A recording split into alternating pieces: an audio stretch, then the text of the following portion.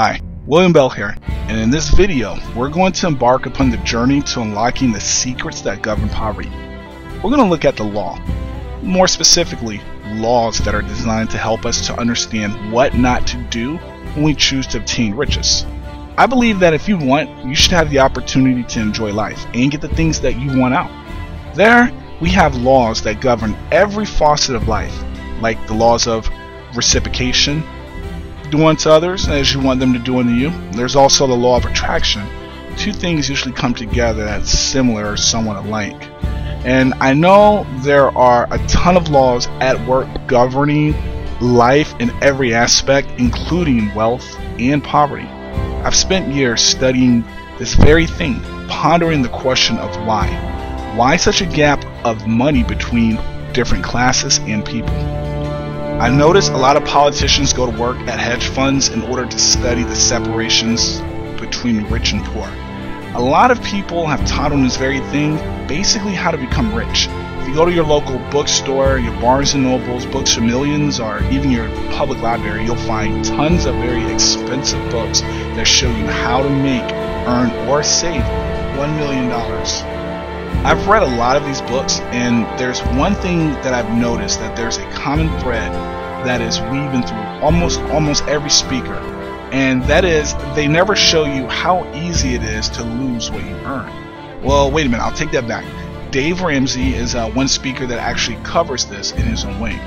Well, I've sought this out with great diligence and wisdom, and I've discovered that there are 4 basic laws that govern poverty.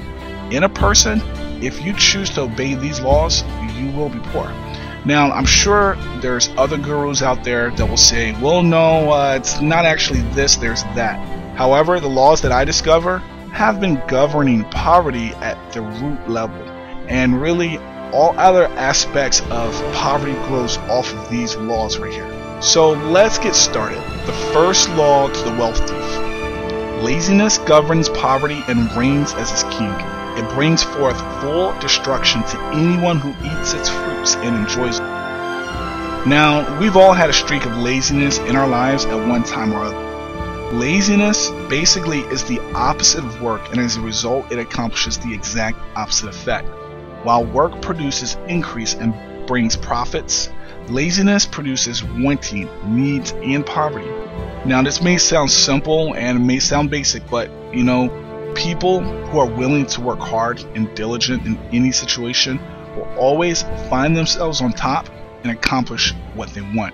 Hard work doesn't actually equal success. Now, we all know plenty of people that are hardworking and they're not rich or have entered into the success that they've desired in their lifetime.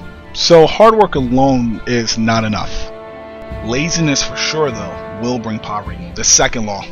The lack of temperance brings a person down a path where many ways of financial destruction is available to them, but either path that they choose will end in ultimate poverty. The lack of temperance, self-control, discipline, patience is a major thief to wealth. A wise man said, desires grow like weeds. Wherever you give them room to grow, they will grow. It's impossible to give heed to all of them, and the person who ever attempts ends up in destruction. Obeying this law gives birth to powerful addictions: sexual, moral, drugs, alcohol, and gambling, just to name a few. Temperance with money is what I want to focus on. I have a couple of case studies here that I want to show. People who have been either given millions of dollars through a windfall or have earned it and have obeyed the second law only to lose it all. And we'll see closely how they obey the second law. Example 1. Teenage lottery winner Callie Rogers has confessed to blowing 250,000 pounds on cocaine, and she says she should have never been allowed to spend her fortune at such a young age.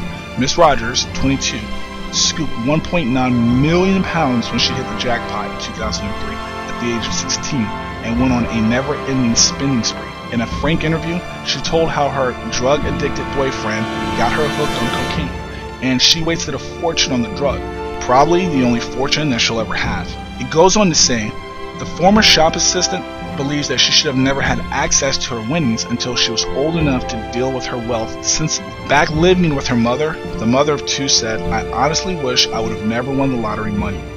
and knowing what I know now, I should have just given it back. Think that might be a fluke? Let's look at a few other examples here of people who have obeyed the second law. Almost 80% of national football players are flirting with bankruptcy 2 years after they retire. According to SI, NBA players aren't much better. 60% of former NBA players end up broke within 5 years of retirement. Athletes squander millions of dollars due to lavish spending and poor financial planning. Scottie Pippen, known more for his on-court defense than his off-court business sense, former Chicago Bulls star Scottie Pippen lost $120 million in career earnings due to poor financial planning and bad business decisions. Air Jordan's sidekick blew $27 million on bad investments and spent $4.3 million on a Gulfstream II corporate jet. Evander Holyfield, four-time boxing champion Evander the Real Deal Holyfield, reportedly made over $250 million of cash during his boxing career. But despite this, he's reportedly flat broke. Holyfield lost all of his money by making smart business decisions look really foolish. You thought buying a house was a smart move. It normally is, but not when your house is the size of Rhode Island. Holyfield bought a $20 million house with over 54,000 square feet and 109 rooms. The house has 11 bedrooms, 17 bathrooms, a movie theater, a bowling alley, an Olympic-sized swimming pool. And if you obey the second law, you will be poor. This report goes on to say, imagine how much the cost would be to cut the grass on all 235 acres. You can buy a Range Rover with the electric payment alone. Now you see the common thread that's going on? We see people here with millions of dollars, multi-millions of dollars, who obeyed this law where there was no temperance, no patience, where desires grew. As the money grew, as water seeks its level, so did the desires seek the level of the income that had came in. As you see, people that have gratified it, they've all ended up in disaster. Lenny Dykstra, former New York Mets and Philadelphia Phillies star Lenny Nels Dykstra, was a success on the baseball diamond, but in the business field, Dykstra has struck out.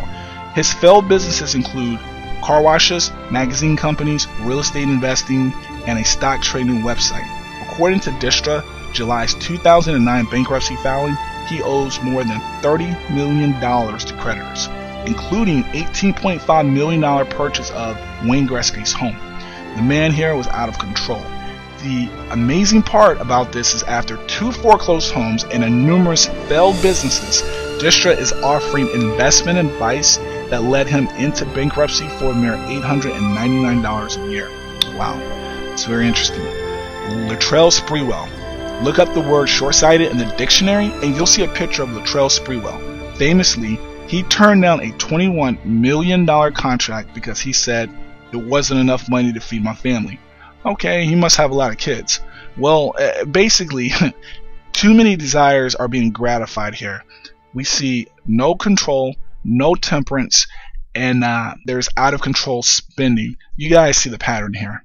Mr. Sprewell, who made over $96 million in his career, lost his $1.5 million Italian yacht named Milwaukee's Best. In 2007, according to MSNBC, a U.S. Marshal seized the yacht after Sprewell defaulted on his mortgage. His $5.4 million house went into foreclosure in May 2008. So if you obey the second law, you will find complete financial destruction. John Daly, two-time PGA major champ John Daly, gambled away between $50 and $60 million in career earnings. According to his 2006 autobiography, Daly once lost $1.65 million in 5 hours playing the slot machines at the casino. Now, if you think that's impressive, people, there's more. Daly blew $1.2 million in a mere 2 hours and 30 minutes at a casino in Las Vegas. He just had his $1.6 million house foreclosed on. And did Daly quit gambling after blowing so much cash at the casino tables? Not by a long shot. Instead, he decided to downgrade from the $5,000 slot machines to the $100 and $500 machines. No temperance brings addictions. This is just amazing. After hearing this, don't think to yourself, how I would do it differently if I had all of that money, if I had millions of dollars, because really that's just short-sighted and foolish. Rather, examine yourselves today and see, how are you obeying the second law in the life that you have right now with what you got? Find personal examples and turn from them. Let temperance govern you in your trading and with your finances.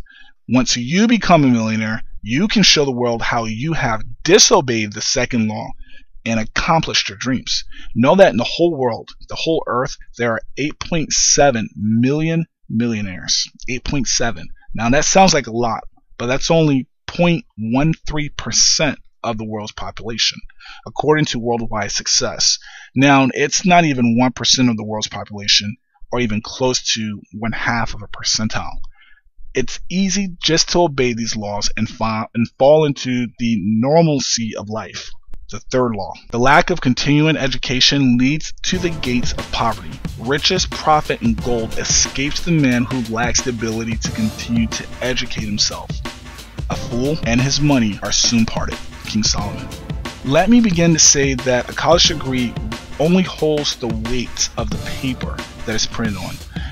We are a society that is caught up on the idea that you have to get a college education, and trust me, I don't have anything against it. It's good. There's nothing wrong with being able to know how to read and write and calculate beyond the basics. Matter of fact, I recommend people to go to college. I know that there's people that I have personal experiences with, and that I know of personally, that have no degrees, yet they have very successful lives and businesses. Some of these people that I know personally, their net worth is over $1 million. I mean, multi-millions. And several of these people have several $1 million cash and no college degree. On the flip side, I know there's many people who have graduated from college and they're flat broke. They're stuck in credit card debts, student loan debts. This law is a guide to understand that you have to continue to learn in life in order to overcome poverty. One thing that's not taught a lot in universities is the laws of finance. Governing money, saving money, spending money is something that's not taught in the school systems. So a lot of times when people come out of school educated, full of spit and vinegar, they go out there and they work, they get a $40, $50, $60, $70,000 a year job, and before you see them again, when you see them the next time, they're $40, $50, $60, and $70,000 in debt.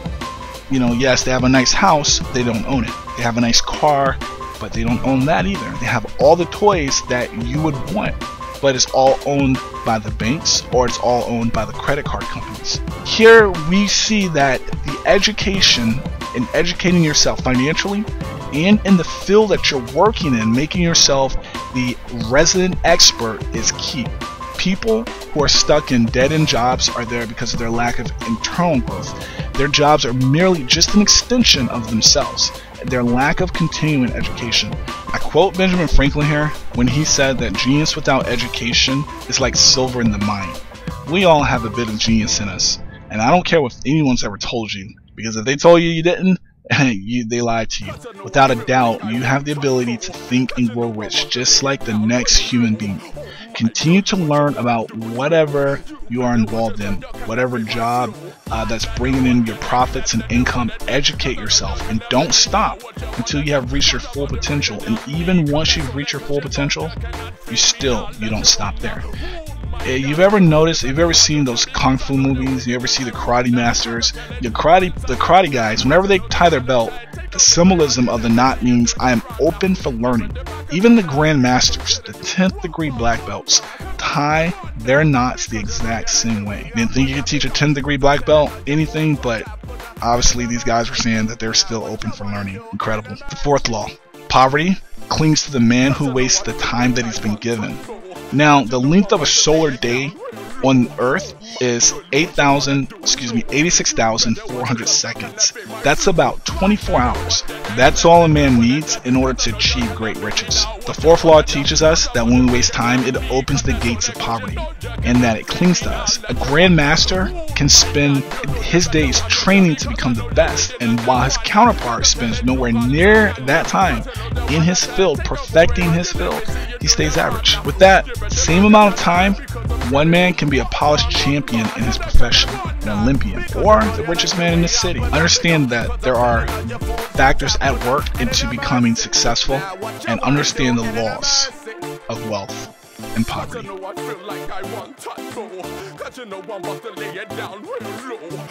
my God, what you wanna do? No, you better watch yourself, you cannot feel my flow. Run and the one that they clean and the one that cause I know you cannot be me now, what you wanna do? Cause I'm about to break it down, me, cause that's all cause you know you